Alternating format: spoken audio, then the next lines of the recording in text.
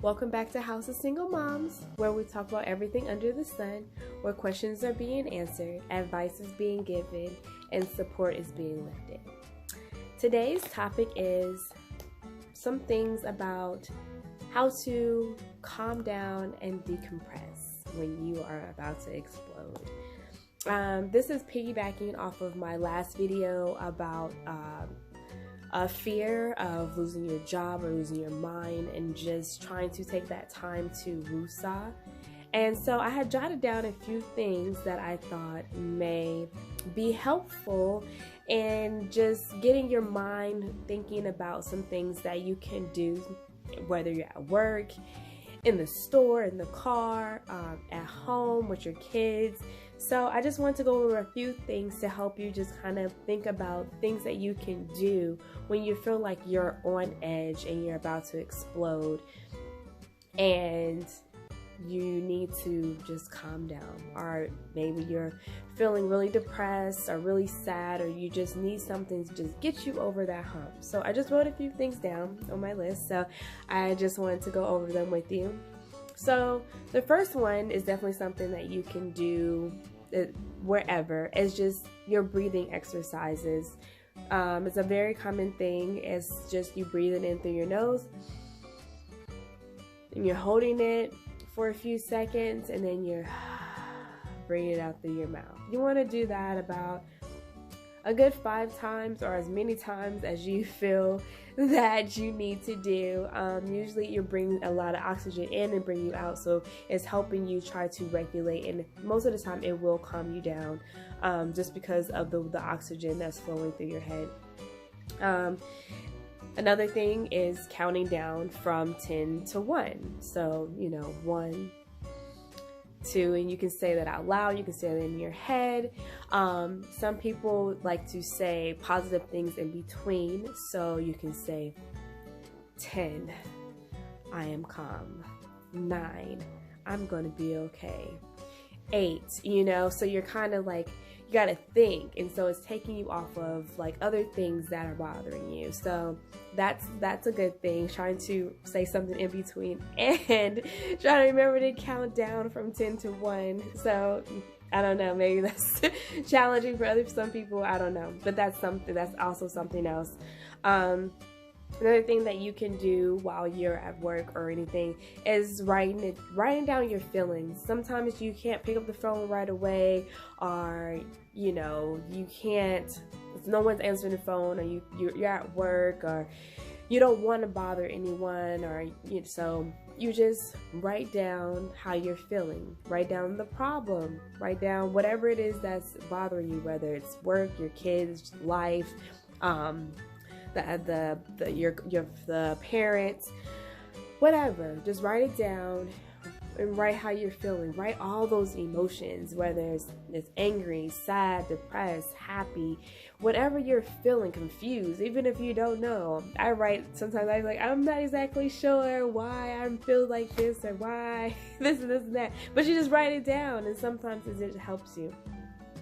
And then after you're done, you can keep it and you can reflect on it later. Say you kept it and a few weeks go by and you go back and you read it and you realize, oh, I remember when I was going through that, and that you got through it and it wasn't a big deal as it was at that time, or you reflect on how you were feeling, and it's a good reflection. Some people don't like to keep it. Some people feel like, once you write it down, you're tearing up because it's getting rid of the problem. So you can do that as well, whatever makes you comfortable. Sometimes writing down your feelings is helping you gather your thoughts, and it's helping you really think about what it is that's wrong with you, and it can help you solve sometimes your problem, or help you see a different point of view than you're seeing, even though it's you that's writing it down. I don't know if that makes sense, but if you haven't tried it, try it and let me know if it works for you. What else you can do? You can always call a friend if you have a friend that you want to talk. When you call a friend, let me just say this: you don't want to call the friend that's the negative friend, or the friend that you want to hear something from. Like if you're angry at your significant other or the absent parent, and for whatever reason you like, you know what this food did and blah blah blah blah blah, and you call your friends and your friends like, girl, you know this is, you know, you don't want that, because that's, you're trying to be positive and you're trying to not be negative and go down that negative sprout. So you want to call someone that is going to give you the truth, someone who's not going to boost your negativity up, someone that's going to genuinely try to help you solve your problem or really listen to you while you vent. Don't call the friend that's, you know, that is just gonna keep having you go there. Call someone that's really gonna listen and really just give you the best advice, positive, productive advice. Okay. Next, you can, so this is some things that you will have to do like at home or whatever, but you can cook or bake. A lot of times if you like to cook or you like to bake, or even if you don't. I cannot bake. I can't even make the little pre-packaged. All you gotta do is cut it off and put it in the oven. And bake it. Like, I am really bad, but I always like to bake the cookies. And so whether you're good at cooking or not, I mean, sometimes that's relaxing. You bake it. You can bake cookies or chicken or whatever you want, or you can cook something, try a new recipe, and following directions, and just, you know, just trying to keep your mind off of it. You're just gonna cook, and that's what you can do. You can just cook. You can also always try something new, something you've been wanting to try that you've been putting off, that now this is the perfect time to do it, especially when you're sad and you just don't have the energy. Find that energy to just be like, you know what, this is what I've been wanting to do. Remember, we talked about putting it in the box. Put that problem in a box and go try something new and just decompress that way. Listening to music is one of my favorites. Like, I can be happy, sad, mad, depressed. I don't care. Whatever emotion I'm feeling, I am going to play some music. The thing about listening to music, you can listen to whatever you want, fast, slow, rock, country, jazz, whatever you feel. I just say that you want to have it to be positive songs. Like, if you're depressed, you don't want to hear about songs about you being depressed, you know? Like, if you just broke up with your boyfriend, then you're listening to songs about how I'm so lonely and I broke up with my boyfriend. You don't want, you know, you're trying to remember, like the friend. You're trying to bring your positivity up. You're trying to get you in good spirits and, you know, trying to get you out of that slump. So being selective of what kind of music you listen to is important too. Like I said, it can be any genre, just more so uplifting kind of music. And what else? Meditating. That's really good. Meditating is hard for people that don't really meditate. So 5 minutes is good to start. If you can do more, if you're a person that meditates, then you already know meditating is a good thing. I mean, not everybody likes to meditate. Some people, that's not for them. So, but if you want to try it for 5 minutes and you're just sitting with or without music. Guided meditation helps me, where they're kind of just, you know, listen to music and they're telling you to breathe and helping you clear your thoughts. And you're just sitting there for 5 minutes with no thoughts, nothing. That's something that you probably want to do without the kids. I've done it with my children a few times. It lasts about 2 minutes, depending on your children. But meditating is it's also good, and you can do that at work too. Like whatever you're doing, depending on your job, you can take 5 minutes and you can just close your eyes, and you could just be standing there, and you could just close your eyes and okay, you know, for 5 minutes and just clear all your thoughts. Like, don't even think about what you're thinking. That's what I do though. I don't know if that makes sense, but I'm thinking, like when I meditate, I be like, okay, try not to think. And I'm thinking to myself to try not to think, which is thinking. Does that make sense?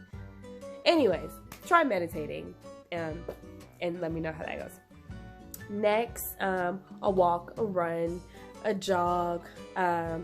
you may or may can do this at work. I don't know, depending on your type of work. This may be something that you need to do when you are at home.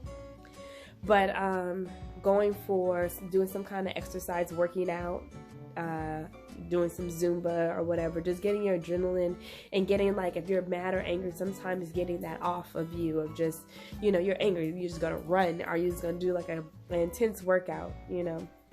So those are things that you can do.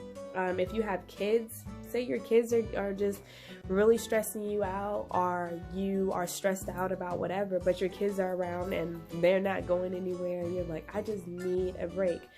Find calming things to do with your kids. Anything that's interacting and calming can also help. It's also used bonding and spending time with your children. So you can watch a movie, depending on the age of your children. Play a game. You will play a game, again, targeted to the age of your children, but whatever game that you guys would normally play, or they're interested in playing, or that they like. Tag, hide and seek. It could be a board game. I don't know, just any kind of game. I make up silly games all the time. Like, it doesn't even have to be a game that's common. You could be like, okay, this is what we're going to do, and it's a game that you completely just made up in your head. So kids like that. That's fine. Hair and nails, that's calming, and that's, you know, interacting, especially if you have like older kids and you guys are just pampering each other. You can talk about your day. I do that sometimes with my oldest. If I have a bad day, or if I have a good day and she has a bad day, we'll just sit and we'll talk. We used to. I'm trying to get that back, but and I'll be like, you know what happened today? And I'm doing her hair, we're cooking, or we're just doing something, and I'll talk to her, and she would give me advice, and she would tell me how she felt, and I would ask her what she would do in the situation. So sometimes that can be very, very helpful for both of y'all. And your child sees, like, you know, what you're going through in adults, but sometimes your children can give you another perspective on things. So, you know, hair, if you have a son, you can play video games. You guys can, I don't know what you would do with older boys. I don't have boys. You can play video games. If they like music, you do music. Oh, so my daughter and I, we would do like pretend raps. So, or make up rap. So we would like put on a song or a beat or whatever. You could do it even with singing, but like, you know, I was just thinking about boys. And you can put on a beat, especially like boys if they're into music. And you'd be like, let me tell you how my day and how it was. Something, something, something, something, something, something. You know what I mean? And then like they'll say something and then you guys can go back. I don't know. So, anyways, I got too excited there. Decompress. Okay.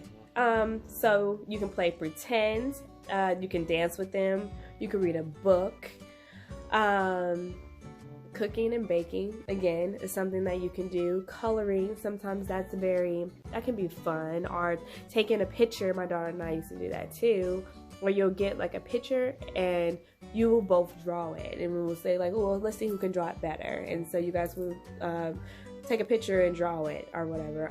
You guys can make up stories. You know, you'll start off, once upon a time there was this girl who lived in this castle, and then they'll say something else. And of course, these are like targeting towards younger kids. Older kids seem to be more calming and more easygoing, so you can tailor to them and just be more chill, you know, listening to music or whatever. But usually it's harder for you to calm down or decompress or have your time and reflect when you have younger kids. So this is kind of why I'm doing like the younger kids thing. Oh, how long is this? I didn't want this to be so long.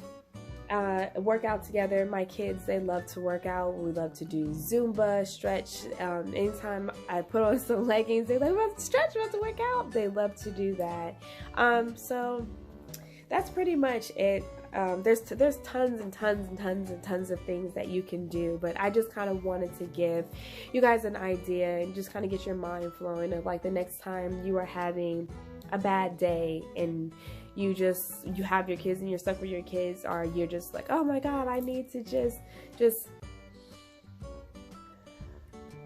breathe and find whatever calms you. You can always Google things that you didn't think about that can calm you and that you may be interested in, picking up a new hobby and everything. So I'm gonna go because this video is way longer than I was expecting it to be, but I just wanted to give everyone some kind of idea if you couldn't think of anything, or sometimes you get so stuck that you forget about like the little things that you can do. So I just wanted to give everyone some tips. Also, if I haven't mentioned anything that you and your kids really enjoy, or something that you do without your kids that helps you decompress, like I said, this is all about giving advice, asking questions, and supporting and uplifting. So definitely leave comments down and of what you do far as the kids and everything. Just definitely leave comments so everyone can see. So again, like I said, I didn't want this video to be long, so I'm gonna go. So until next time, just always stay positive, keep smiling, and spread the love.